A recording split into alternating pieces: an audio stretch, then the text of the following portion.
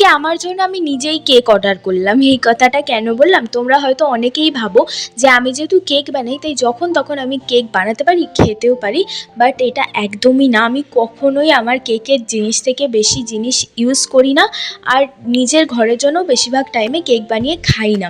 এটা আমার বিজনেসের জিনিস, তো ওই জন্য মানে আমি যখন তখন কেক বানাতে পারি না, যখন তখন কেকও খেতে পারি না। তো তোমাদের এই প্রশ্নটা সবার ছিল, তো আমি তোমাদের এই কোয়েশ্চেন অ্যান্ড আনসারটা দিয়ে দিলাম। অ্যান্ড হ্যাঁ, আজকে এই কেকটা কিন্তু আমি নিজের জন্য নিজের কাছেই অর্ডার করেছিলাম। কেন এই কথাটা বললাম, আমার প্রচণ্ড কেক খেতে ইচ্ছা করছিল, তো ভাবলাম নিজের জন্য একটুখানি কেক বানাই। এতদিন পরে নিজের জন্য কেক বানাচ্ছি।